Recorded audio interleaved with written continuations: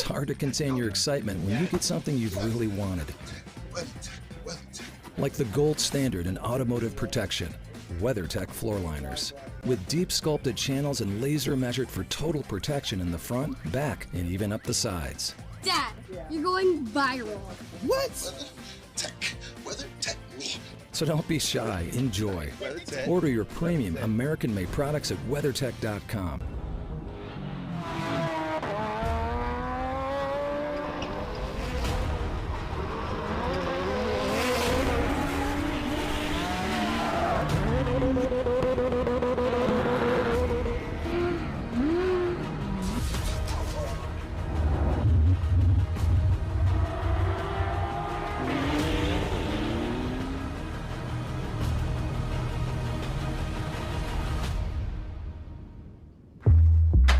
Whatever you drive, however you drive.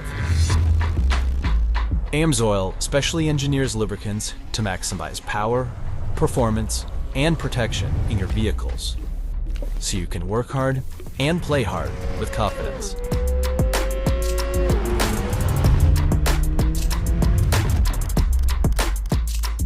Order online at amsoil.com.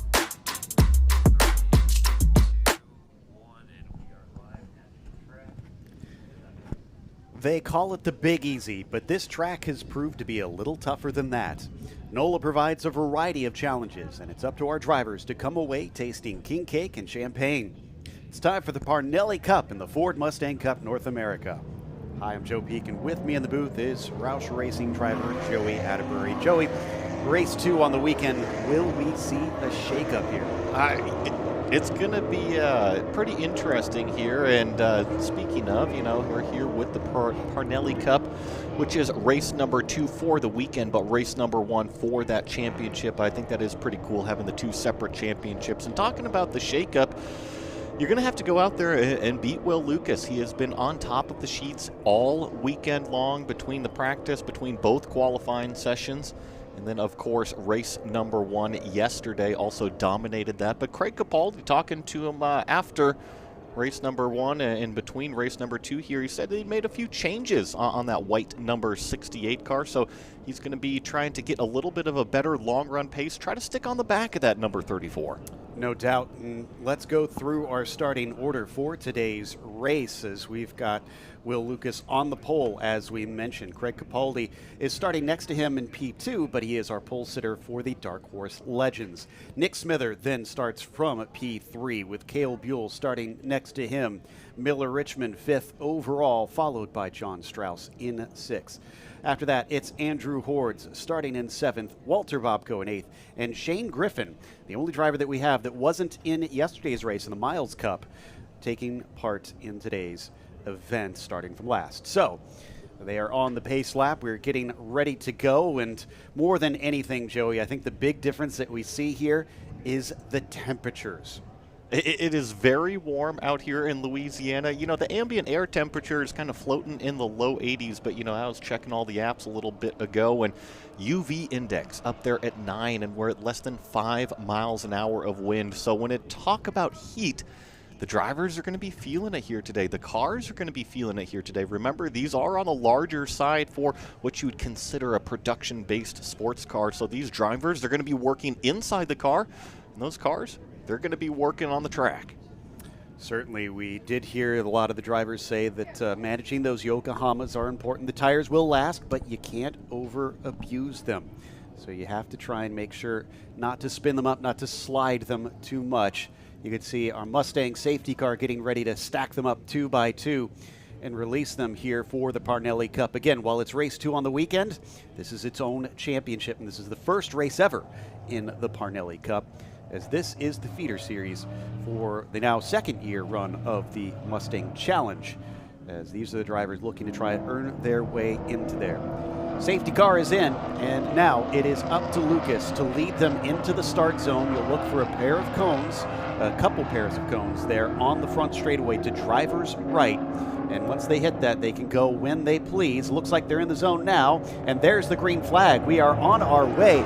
Was not the greatest start there from the 34 as Capaldi almost managed to get alongside him, but it looks like the second phase coming down into turn 1 is a little better for Craig, or a little better for Lucas rather, and down into the braking. They're going to get single file for first, second, and third while they still squabble in the back. Yeah, I was curious to see Nick Smither in that third place car. That's the number 58. He got an excellent jump on that green flag start, just like how he did yesterday in that first race of the weekend, but now actually runs out a little bit wide there. Talking about Smither in that white, red and blue themed car as Will Lucas continues to lead the way. Craig Capaldi losing just a little bit of ground, maybe 1.5 car lengths there in turn number 3. Bit of difference in front of Buell here because Capaldi and Smither both with racing experience, but Buell coming in, this is his first weekend racing in a pro series. Other than track days, he's still a little fresh-faced, but we look at our leader coming around through 6, 7, and 8. And Lucas continues to lead the way in that red, white, and blue 34. Speaking to this driver after the qualifying session, he went even faster this morning than what he did yesterday. And I asked, was it any changes in the car? They said no, they left the car the same. He just looked at the data, reviewed everything, found a couple areas that he could be a little bit more aggressive at, and looks like a little bit further back in the pack. I think that was Andrew Hordes taking a look down on the inside of Bobco. It was indeed. Hordes, another one that has been making improvements since that first race, since the first session, really, and he seemed happy. In fact, honestly, since the qualifying yesterday morning, I think that's the first time I've seen some smiles out of Andrew. So I think he's very happy with how things have been going up to this point now today. And on to the main straight. We got a fight once again. This looks very similar to yesterday, Joey, with Capaldi holding on to Lucas. Yeah, definitely. And I'm going to be curious to see if those changes that Capaldi Racing team made for that white number 68 kind of play to their strong suit throughout the day. And now we got a good battle. This is Miller Richmond taking a look down to the inside of Cale Buell, but you see the brake lights come on early, so he's not going to make the move down there in turn number 1. But that's another driver that's picked up a lot of speed from yesterday to today. Love to see this. Remember, this is a sort of a training program. This is trying to advance drivers up the ladder of the Ford Performance program. So many of these drivers finding speed is a good sign. That means that they're learning, that they're getting better, and they're getting faster. So Smither leading this trio here. So it's Smither, Buell, and then Richmond, this trio that we're watching right here. And Miller Richmond, that caboose on this 3-car train, is actually based here out of NOLA Motorsports Park. So he's the one with the most experience here, although he's a little bit wide. Coming out of that little corner there, turn number 5. Now he kind of closes it back in. Cale Buell in that middle car with the green highlights, doing a nice job rolling that apex speed as we now see Nick Smither kind of start to run away a little bit. Yeah, he's trying to get himself some distance so he doesn't have to worry about Buell. He'd like an overall podium. Remember, that does not count towards the points. It is only within their own class. And for Smither, Capaldi up the road is in his Dark Horse Legends category that he needs to catch up to, but it's already showing at about 6 seconds between them. So it's looking like Craig is sitting a little bit safer. These three still running as they were down into the last couple corners, but another thing we heard after yesterday, Joey, tire management, how you can hold on to it the best over the length of this race. And I think management is the key word there, as you see Miller Richmond maybe dropping 2 wheels off on the, what is outside of turn number 13, 14. So these drivers with the higher heat levels here today, they're going to be managing those Yokohama tires. They will provide you excellent grip from the green flag all the way to the checkered flag. Like we talked about, these are bigger cars, front engine, rear drive, V8s in the front, so they got plenty of horsepower, and you can abuse them if you overdrive the car. Very good sign for Buell, who we're riding on board with. Well, we got a bit of a battle down at turn 1 off screen. Still, Andrew Hordes has been hassling Bobco into that corner, but unable to get by. But I was going to say, if we see an improving Cale Buell here, imagine what it's going to be like next round, because we're going to Circuit of the Americas, and he has earmarked that as his favorite track. You know, there's a lot of drivers that are definitely looking forward to what is event number 2, race weekend number 2, if you will, right? We've got 2 races here today, or yesterday and today at NOLA Motorsports Park, but event number 2, of course, is at Circuit of the Americas, and even Will Lucas really looking forward to that one. So I think you could probably go up and down this grid. Everybody's looking forward to going to Texas. This is a little closer than we saw before as Richmond starts to fall off the back of the number 8. Buell trying to fill the mirrors of Smither, but unfortunately unable to get close enough to attack quite yet. This is a popular one coming down into the braking of turn 11. In fact, it is going to be Buell who is under threat instead, and Richmond is going to look down the inside, try to take that apex away. Cale gives him plenty of room, and no pass made. I love seeing that out of Cale Buell. That's that white car with the green highlights. Miller Richmond was all the way up alongside that brake zone in turn number 11. The young gun saw him in the mirror. He left plenty of room at apex. And as a competitor, that's exactly what I want to see, is somebody that's going to give me racing room. That means I can go up there, not be more aggressive per se, but know that he's going to be trustworthy to leave me room and not go door banging through the corners. I love seeing it. And that separates them briefly. It looks like that little action that we saw down in turn 11 just split them up slightly. I am keeping an eye back on Hordes in Bobco, but Strauss is also very close behind them. It's a good little, call it 2-3 packs out there. So we've got our lead of 2 cars, and Capaldi's doing a nice job hanging on the back of Will Lucas here, at least for the first, call it 10 minutes of this race. But then this next, call it 3-pack here, they're pretty much inseparable. So yeah, there's a nice couple little races going on so far. Will Lucas is unflappable as ever up at the front. He did get a little bit of pressure last race partway through in the Miles Cup, but this time he's keeping Capaldi a little bit farther away from him. We haven't seen any attacks really from that 68 for the overall win. So I think Lucas is maybe more interested in not giving him a whiff this time and keeping himself out from that pressure. Well, and remember, I had said that the Capaldi team, they'd made a few changes on that white number 68 in hopes that it was going to survive a little bit better on the long run. But oh my goodness, do you see Will Lucas up here using all of that apex curb? As a driver, I really enjoy seeing that because that means he's comfortable inside the car. It doesn't matter if it's bouncing around on him underneath the curbs, or over the curbs, I should say, or if it's sliding out as he's standing on the gas. He is trying to get the maximum performance potential out of that car. And we've talked a lot about how FCF Racing with both Shane and Chase are doing a great job with a small team here. Will Lucas as well, single car team up against, how many does Capaldi have? 5 cars here this weekend. So, and he's been basically leading almost every session. So Lucas doing phenomenal.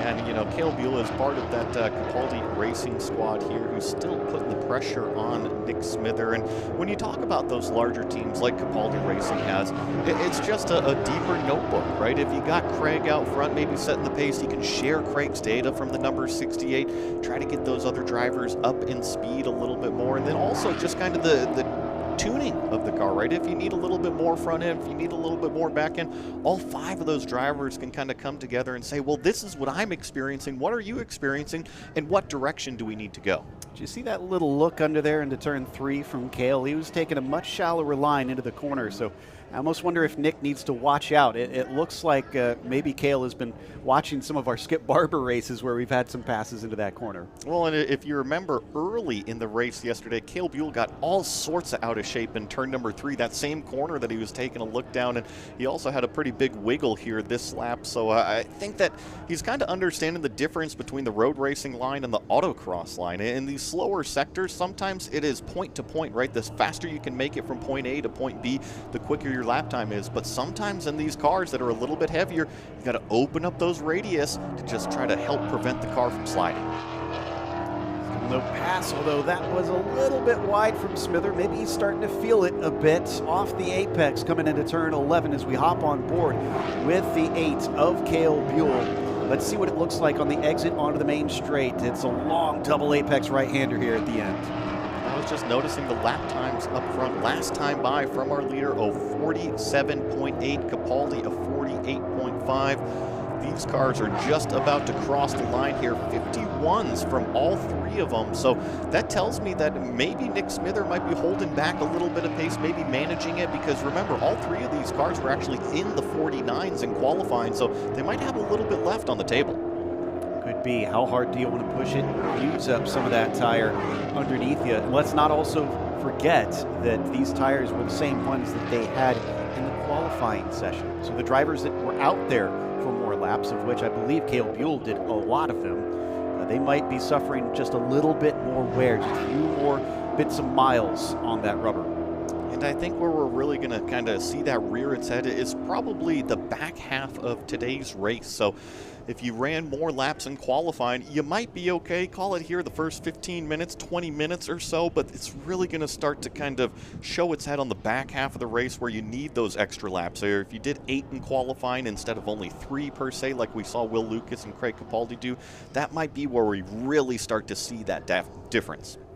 Let's look a little closer this time between the 8 and the 58, but the question is he going to be there? Ooh, a little bit of tap of the brakes coming through the S's.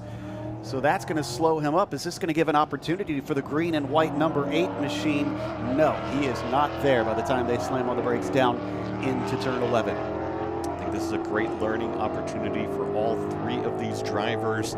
Nick obviously holding off the pressure from the young gun there in the number 8 car. So Nick is being put to the test, right? If he makes any mistakes, Buell is going to be right there to kind of pick up the pieces, but so far he's done a terrific job, and especially off of this final corner, you see Cale going a little bit wider, try to use some of those exit curbs while Nick really kind of squares up the corner and gets a good shot out. He's a bit closer this time. I'm just not sure if this is going to be enough to do anything down into turn 1, but no, he is not going to try and make a move. That said, you know, we've been making a big deal about this battle for the overall third, as something has happened to Richmond. He is suddenly in pit lane. Yeah, I was noticing something with that because he was right on the back of this battle. Remember, he was the 3rd car in this 3-car battle, but it shows on timing and scoring he is in pit lane. Now, I talked to him between the races, and he said he was still getting used to the H-pattern gearbox and everything, and he said he found himself maybe lost a couple times out there. Wonder if he was struggling a little bit. Yeah, I hope there's no damage on the car, either from an incident or maybe a technical problem. But what I was going to say before we kind of got lost in that was that Smither is racing in the Dark Horse Legends, so a different championship for Cale Buell, who is in the Dark Horse category. If Cale starts to get aggressive, if you're Nick, do you just let him go? I don't think so. I mean, that's a difficult conversation to have with a racing car driver, and I know that, you know, Nick has got his head on his shoulders firmly. He's very smart in how he approaches the racing, and you're right. Sometimes it would be better to let that other class car go, but remember, we're all racers at the end of the day. We all want to finish ahead of everybody else. And a braking of 11 once again, and again a bit of a wider line. Seems like Smither likes to try and enter there a little late, but it's nearly opening the door for the white and green number 8 car. So he'll have to try and tidy that up, because no doubt eventually Cale will try and get that nose underneath him. What about this time? Will we see Buell be able to keep from running as wide? No, he still likes that wider line onto the main straight. And I know that it might feel a little bit faster. You'd have to really go look at the data, pull the data, and see if he's losing on acceleration. Typically, I don't like to run over alligator curbs on the acceleration phase. They are stepped curbs that kind of step your way down. Now, each time you run over those stepped curbs, there's just a tiny millisecond of lost traction. So the more you stay off of it and on the flat surface, also known as the racing line, the better drive off of the corner you got. Is down the front straightaway. Looks like Andrew Hordes might be making a move on Bobco here into turn number 1. Yeah, off screen, he's taking a little bit of a look down to the inside, but he's not able to get it. There we see it on screen now. And again, I want to give a ton of credit to Hordes. I've just been seeing him grow and find pace and comfort in the car since the very first session of this weekend. And in fact, he's going to go for a move down to the inside into turn 3. Bobco's going to give him the space. Question is, can Andrew get this done? Yeah, it's a right-hander coming up, so if Bobco can hang tough, he'll have the inside line going into what is turn number 5. Looks like he's going to be given room from Andrew Hordes up top, but now look who's joined the party. John Strauss is that 3rd car directly in line, but great job from Andrew in that purple number 23 to grab the position. Took a couple corners, but he made it stick. Now the question is, he's gotten ahead. Can he start to run away? Because he's going to have to use that clear air to try and get himself out of reach so Bobco can't pass him back. And this will be interesting too, because this is the first time that Andrew's really had clean air out the windshield. So does he set a fast lap? Can he run away from Bobko in that red number 98? And then also, of course, John Strauss out there. This will be very interesting to see kind of how he handles this situation. And let's not forget, that's for the Dark Horse Legends podium. Bobko currently sitting in third, Strauss sitting in fourth. That's him directly behind. So that red machine is going to have to play a bit of a rear guard unless he wants to lose a trophy today. An interesting dynamic that has changed from the Miles Cup race into this Parnelli Cup race, and can't stress enough how impressed I am about that purple number 23. I think throughout the practice day, really kind of getting a feel of NOLA Motorsports Park, and then of course in that Miles Cup race was having a blast out there, but wasn't necessarily as competitive as what we see him here in this Parnelli Cup race. So what a great way to kind of cap off the weekend. Just got to hold it together for another 25 minutes or so. And I can tell you, looking down pit lane, that I have not seen much movement around Richmond's car. So as it says on the screen, he is likely out of this race. It looks like he won't be able to continue. As we follow that battle down into 3 once again, and Bobko sticking with that purple number 23. He doesn't want to allow Andrew to get away. He wants to try and get that spot back, get himself a wedge between he and Strauss. You see Bobko just a little bit more on that inside line going through what is turn number 5 here at this NOLA Motorsports Park circuit. And I think that all 3 of these cars could probably roll just a little bit more apex speed through these slower corners. So oftentimes you'll see them kind of have that accordion effect where maybe the number 23 slows down too much, or maybe the 98 is just rolling the speed a little bit better. Everybody's a little bit different. And look at this battle. It hasn't gone anywhere between Cale and Nick. Love this. They've come back together. Remember, that separated for a little bit there where it looked more like about a second apart. Now it has come down to 3/10 between the pair of them. Again, Cale trying to do what he can to overtake the 58, more for pride than for points, because he wants that overall podium. And down on the main straight, we're going to see what these brake lights look like into there, about even between them as they both woe the cars up into the right-hander, but still no opportunity for the number 8, just wasn't quite alongside.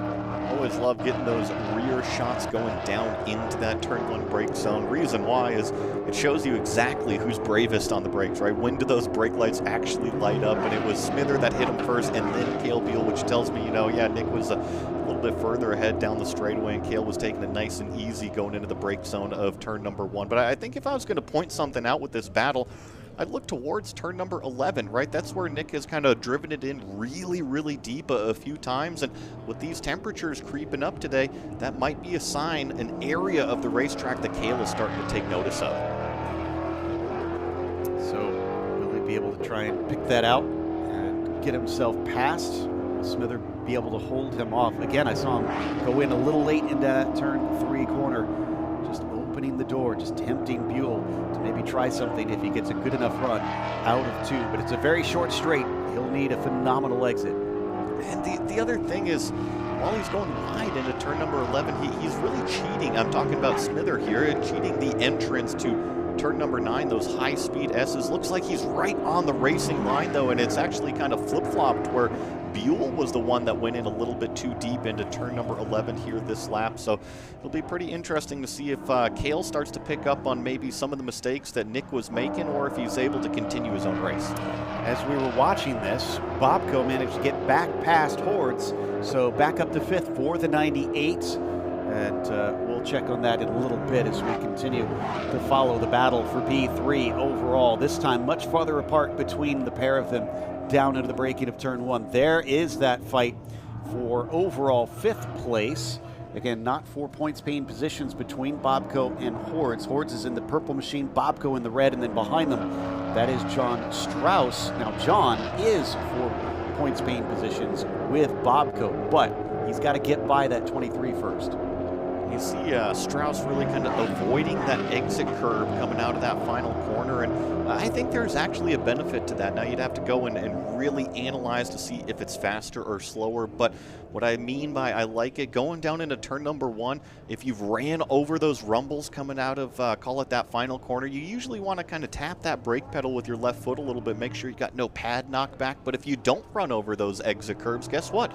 Pads are perfect, ready to go braking into turn 1. That's a good point, yeah. So I wonder if anybody's picked up on that. Well, they separate this time coming down through 3 and 4. So Bobko not resting on his laurels after he lost that position a little earlier. Quickly takes it right back from the Texan and rushes his way up the road. In fact, yeah, now look at how many car lengths are between them. Strauss getting ever closer to the back of that 23. Get a little bit nerdy and talk about that pad knockback. When I was talking about the vibrations and everything, when you run over those exit curbs, you get a lot of vibrations in the car, just like if you were on the freeway and kind of ran over those rumbles. And here in a race car, you have such little tolerance that it can actually wiggle that brake rotor and push those brake pads back into the caliper, so there's that little tiny bit of dead space between those calipers and the piston and where the brake pad actually meets the rotor. That's why it's so important to take care of your equipment out there. As a driver, things can just all of a sudden pop up. I wonder if this is a little bit of that lack of experience that Andrew has, because he looked so fast for a little while, but now he's falling away from that red number 98, and Strauss is looking a lot stronger at this stage behind him. Let's take a look at the lap times. Bobko's last lap was actually his fastest of the race, of 52.2, while compare that to the purple number 23 of 53.99. So they are on the front straightaway right now, about to cross the start-finish line. We'll see what it is this time by a 52.89 out of Bobko and a 53.5 out of Andrew Hordes in that purple number 23. So you're right, Joe. I think that Bobko's found a nice little rhythm. Certainly looking like he's picked up the pace here at this phase of the race. Maybe a bit of that tire management that we were talking about, that the car is in a better spot at this point. So there is our leader, Lucas, the green car behind him, just a lapped car. That is currently Shane Griffin that is running behind him. And what was the phrase that you like to use, smiles per lap? I think he's been getting many this weekend. Shane is loving being inside the race car. And of course, he was loving watching his teammate race yesterday. He couldn't say enough nice things about Chase Cochran and his performance in that bright green number 4 car. And now it's Shane's turn today in that Parnelli Cup race. So you're right. When we talked to him, he said that I just want to keep improving. I'm not going to set the world on fire today, but if I can improve every single lap, guess what? I can improve going into Texas. I can improve going into round 3. I can improve going into round 4. And that's what his goal is here this year. And he's just really enjoying himself, has been all weekend long. Said that his goal was just to get out there and soak in what it's like to be a racing driver, since this Mustang Cup really offers a great opportunity for drivers to do so. So that's your call to action if you're out there and listening or watching this and saying to yourself, I wish I could get onto a racetrack in a race car. Well, Ford Mustang Cup is an excellent way to do so. A lot of these drivers coming in for their first time getting to compete professionally. And the same cars, that's one thing we should stress. If you've watched the Mustang Challenge, these are the same cars they're racing. And not only that, but it's part of the ladder system with Ford now. So this is considered semi-professional racing, and the goal is to take the step either into Mustang Challenge or past Mustang Challenge into GT4 competition, and then GT4 competition ultimately leads into GT3 competition. So drivers like Will Lucas, he wants to get into these GT4 cars, and this is a perfect platform, right? Prove yourself and then go up to Mustang Challenge, get a huge entry field out there, prove yourself once again, and hopefully get into one of those GT4 cars one day. Exactly. Ford doing fantastic stuff to really give drivers a chance to kind of climb up and work their way through road racing here in North America. Is this one going to be on once again? Is the 58 having to go defensive down into 11 on the 8, but I think Smither has him covered. This one has been very closely paced between the pair of them. I honestly couldn't tell you who's got the better overall race pace between them. You're right. It would be interesting to see if Cale was in front of Nick, if it would be kind of the same type of battle, or if Cale would kind of run away. I think that both of these cars are so closely matched. Both of the drivers incredibly close in terms of that competition level. And we've got to remember, Nick qualified that third place position overall, so he has every single right to be in that spot over Cale, but it's Cale that's been the one in the rearview mirror applying the pressure, but guess what? Nick isn't cracking. And we saw that for quite a bit yesterday as well. It put up with a lot of pressure from behind him. By the way, a testament to how close they are on pace. Last lap, 500ths apart. And on the topic of lap times, while we watch this terrific battle, getting some great camera views through what is turn number 3 and 4, this left-hander that seems to last forever, and then it bends back around to turn number 5. The technical slow section of sector 1 out here. I was going to point out our leader.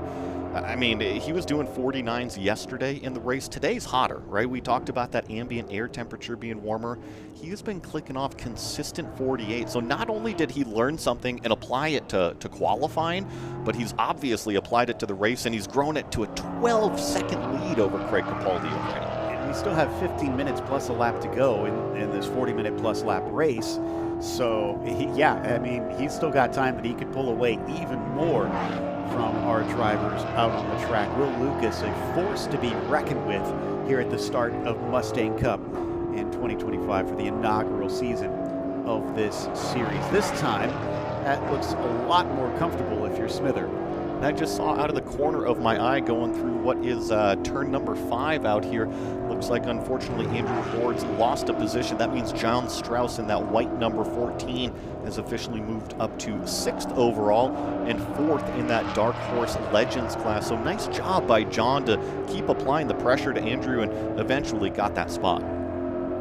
Now it's going to be important for Bobco to really try and play a rear guard to keep him behind. I'll watch to see what the gap is next time they come across the line. So we continue to follow the battle for P3 under braking. Smither holding that spot over 4th place Buell, while Smither's still looking to collect a 2nd place trophy in that Dark Horse Legends. There we go on screen now. Now that he's gotten past Hordes, it looks like Strauss is very quickly cut down on that red number 98.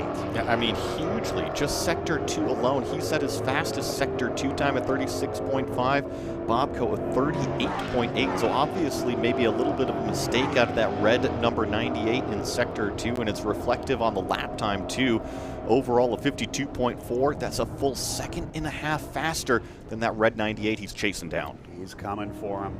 If you are Bobco, Walter's going to have to start to watch out, maybe keep half an eye on those mirrors so that he doesn't lunge up the inside. And he's still got to do it for another 13 minutes plus 1 lap. That's going to be a long time to play defense on a driver that fast. And it's really starting to get hot out here in Louisiana. I can't stress enough, you got to be physically fit to drive these race cars in this type of heat and humidity. It is warm inside the cockpit, and the drivers, they're not only working physically, but their brains are working all the time. So not only are you physically exhausted, but your brain, you're mentally exhausted too.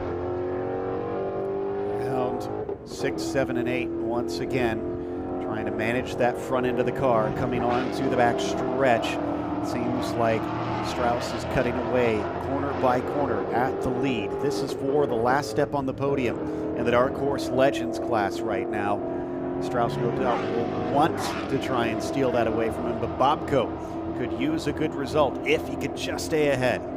See on the brakes here into turn number 11. Watch the nose really dip down as those drivers apply that brake pedal pressure to really decelerate the cars. That's definitely a strong suit on these race cars. Obviously, those Multimatic DSSV dampers are amazing to drive on, but the Brembo brake package as well.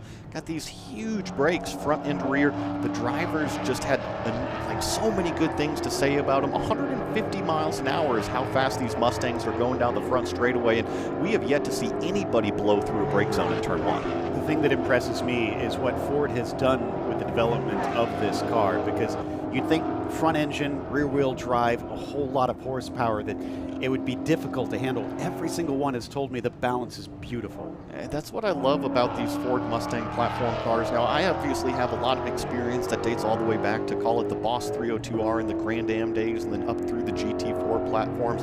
I haven't had my shot at one of these Dark Horse R race cars yet, but you know, if it's similar to the progression, every single generation just gets that little bit better. They take notes on what they need to improve on. They listen to the drivers, they listen to the teams, and apply it to that next generation of car. A little bit wide there off the corner for Strauss, maybe feeling it. Oh, and definitely Smither here feeling it as we switch our cameras over to that 58. And again, the entry to turn 11, he keeps leaving that gap open on the inside, and Buell has not been able to find his way past.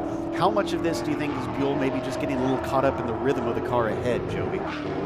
It's difficult to tell. It can be one of those follow things where you just can't quite find a way by if you're so closely matched. But I think that Nick might be managing the car just slightly, because 2 laps ago, they had dipped down into that 150 lap time area, and now they're kind of back up to the 51. So I think that the pace potential is actually in both of these drivers. You just got to put it together every lap. And they've actually, they've fallen off quite a bit from our overall leader. It's about 45, 46 seconds between them off. So if there is pace for Buell, unfortunately, there's not much more he could do with it if he gets by Smither, because he'd have to run a long ways to get up to Will Lucas, our leader in the overall, but also in the Dark Horse class, which Buell races in.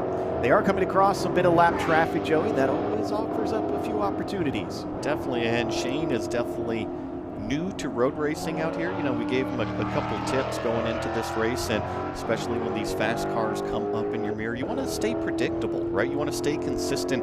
If they approach you, remember, they've seen you for a couple laps now. They see you coming up in terms of the corners. Don't do anything different out there. I think that Shane wanted to stay out of the way, but the more consistent you are, the more predictable you are to pass. Very much its own skill and knowledge base, being able to allow cars by that are lapping you, because eventually it'll happen in your racing career that you'll have to let someone by with the blue flags waving in your windscreen. So far catching up to him, but they might actually get him on the main straight, which will work out beautifully for both of them. I think that's exactly what Shane is looking for. Get through this final corner, get out onto the straightaway. He's going to see him in the rear view mirror and most likely just kind of lift up off of the gas. That's exactly what he's doing. And that's goes by Nick Smither as well as Cale Buell. Doesn't want to be a factor in this race. I'm sure Cale would have loved to have had a chance to try and use him as a pick, but it's not going to happen this time around. As we switch back now to the battle for 5th overall, but this is for the last step on the podium, as we mentioned earlier, on those Dark Horse legends. That is Walter Bobko in the red, number 98.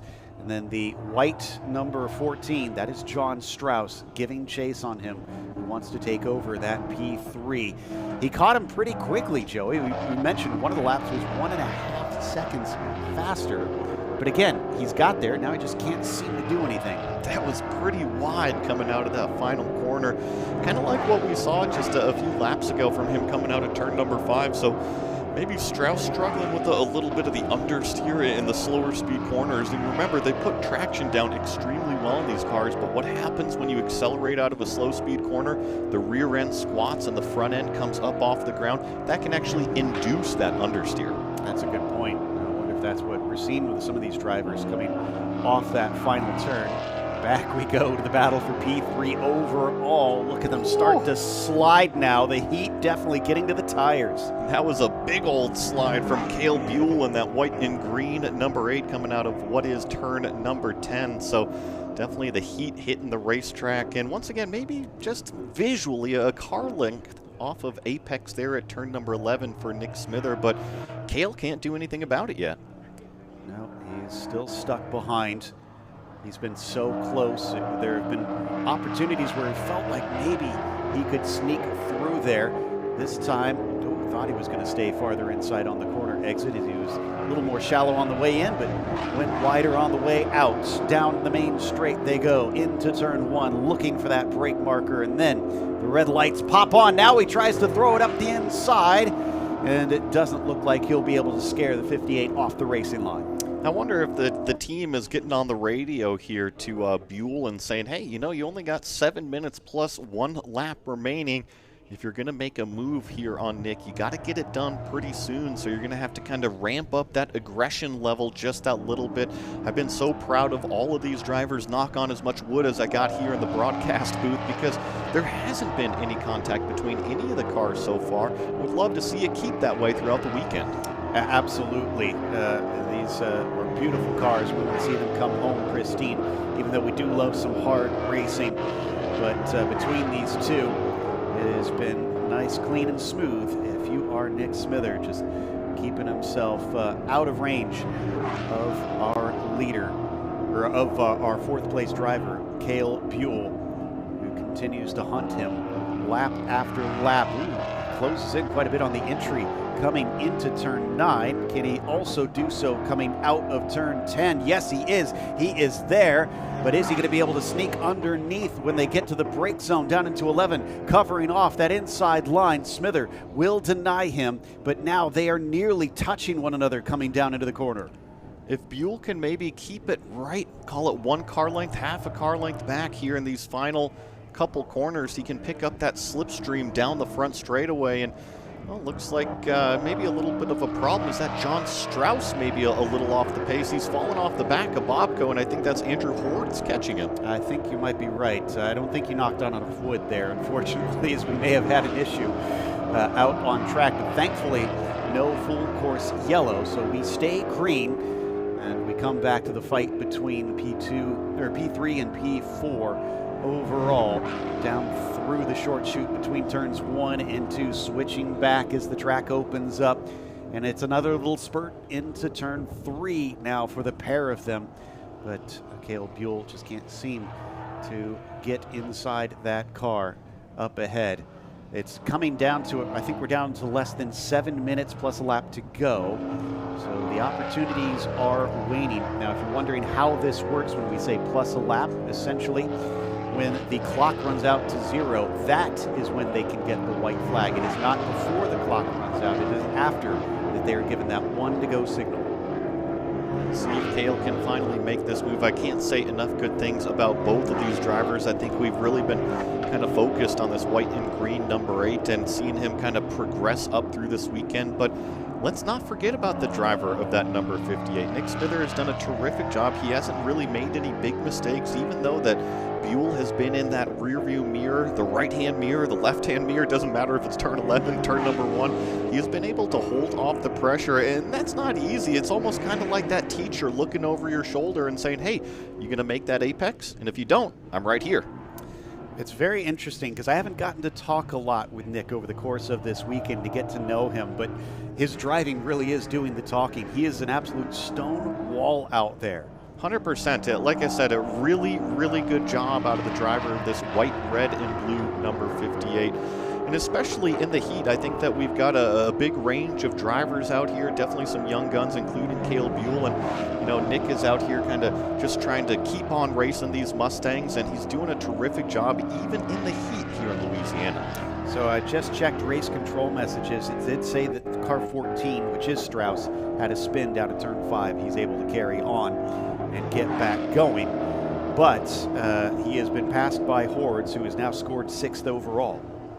And just as we say that, I think I see our leader go by, Andrew Hordes, going into what is turn number 11 down there. So Will Lucas continues to be on rails as we watch this battle for what is 3rd place on the racetrack. I also want to give huge props to Walter Bobco. Remember, he was not on that Dark Horse Legends podium yesterday. It was actually John Strauss that was on the podium. So great job from that red 98 so far. Yeah, we asked that question at the start of the show. Who's going to shake things up? Who's going to make a difference out here after all the lessons from yesterday? And Bobco definitely grabbing that with both hands. As Lucas has crossed the line once again, we are down to a minute and some change, plus 1 lap left to go. Time is flying by now, and there is little left for this weekend's racing in the inaugural round of Mustang Cup. This is much better again, almost off into the grass from Cale Buell, and I think that maybe cost him as he had to gather the car up. Yeah, pretty even into that brake zone there, and I think if I can give some advice to Buell if he goes back and watches this race. Sometimes you just need to try something a little bit different, right? Even if it's not going to be faster, sometimes it's just distracting that driver in front. Now, it's obviously Nick's job to ignore everything in that rearview mirror, which he's been able to do so far. But if you're following that car, sometimes you do need to do something different. Just try something. Throw a curveball out there every once in a while.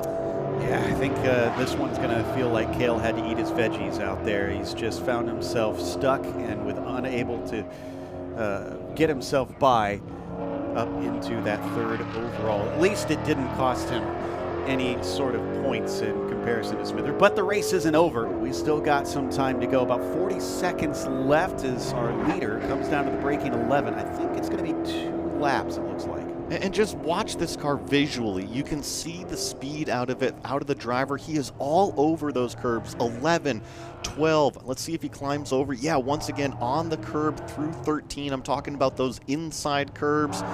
Actually stays off of that final corner curb because you're just trying to accelerate out onto the front straightaway here, so you really want that platform underneath you. But visually, you can see this driver attacking the racetrack, and that means he's confident in that platform underneath him. Across the start-finish line with about 10 seconds left, so he's going to add 1 more lap as he continues to put down impressive times here at the end of this race. Yeah, 48.3. Compare that to his fastest of 47.7, so about a half-second difference between his fastest lap of the race, which came probably about lap 2 or lap 3, and now towards the end of the race, also just staying incredibly consistent. Will Lucas has been the man to beat here this weekend. Without a doubt. Now, past us on the other side of the track here down into turn 11, it did look like Cale's getting close once again. But remember, as he comes by, this is going to be the 2 to go signal for Cale, and he's going to have to hustle to try and get past. Hopefully, we don't see anything crazy out there, that he doesn't do something foolish, but I would like to see him maybe take a lunge at some point. I would too, definitely. Well, let's talk about our leader up here, Will Lucas, because he won the Miles Cup race. It looks like he's shaping up to win this Parnelli Cup race here, this race number 2 of the weekend at NOLA Motorsports Park. And got to remember, 25-second lead right now. That is more than double than what he won over Craig Capaldi that previous race. So he has learned from the data, the video, whatever it may be. They've made adjustments to the driving style. He has clearly picked up on it. His performance has been excellent throughout the weekend. It has excelled even further in this Parnelli Cup race. I think that looking for the championship out here, this number 34, you're going to have to take it from him. White flag is out and waving for the 1 to go signal for Will Lucas, trying to go back-to-back to start this weekend off. He's got 1 lap to go to try and wrap it up with a win in the Parnelli Cup to lead both championships at the end of this weekend's racing. Definitely send it in, but yeah, it's amazing how he's picked up speed and gone even faster. So you know he's not out there just cruising and doing the motions. Well, I told you last lap was a 48.3, this lap was a 48.9, so maybe just a little bit slower there, and actually see him kind of struggling for grip through that turn at number 3 and 4, that left-hander here, but once again, just all over the apex curb of that right-hander, what is, call it turn number 5 out here at NOLA Motorsports Park, but he's looking forward to these medium speed corners, get through turn number 6, get through turn number 7, get through turn number 8. We've got a half a lap remaining. Not much for him to go. Around the far side of the circuit here, 6, 7, and 8, and then just letting it drift right up to the edge of that rumble strip, not even touching it before he sends it down into the S's of 9 and 10. Just a little bit of those curbs here and there, dancing this car around the track. All he has is about 4 corners to go. Just an excellent job of management through both races out here, and pretty much from here on out, Will Lucas can kind of cruise to the finish line. He is going to look back on this weekend with great memories, picking up 2 first-place trophies. Just got to keep it on the track for 1 more turn. The team is called Off Leash Motorsports, and I'd say it is very appropriate because nobody seems able to rein in Will Lucas here at NOLA. He is going to take victory in the first ever race of the Parnelli Cup.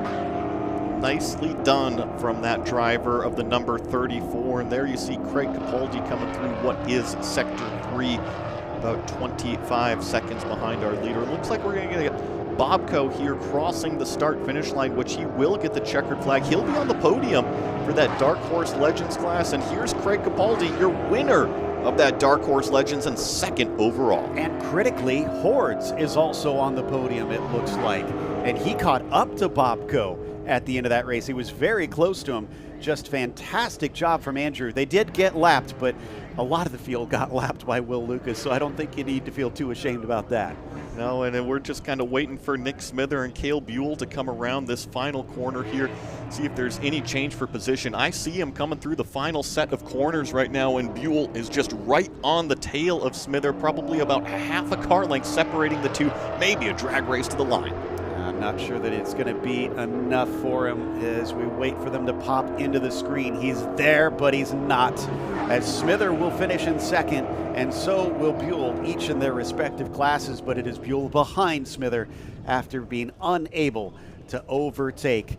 Last car going to be Shane Griffin to come home. But an excellent run from all partaking today in the Parnelli Cup. Here's your quick rundown for the order. It is Will Lucas, your victor here today, as Craig Capaldi also takes a win in his Dark Horse Legends class, but is second overall. Smither behind him in third. Cale Buell finishing P4. Then it is Walter Bobco in fifth. Andrew Hordes in P6. John Strauss seventh, and just now across the line, Shane Griffin eighth. Unfortunately, our only DNF for the weekend is going to be Miller Richmond. We have our podium celebrations coming up next before we head off in just a couple weeks' time down to Texas for Circuit of the Americas in round 2 of the Mustang Cup here in North America.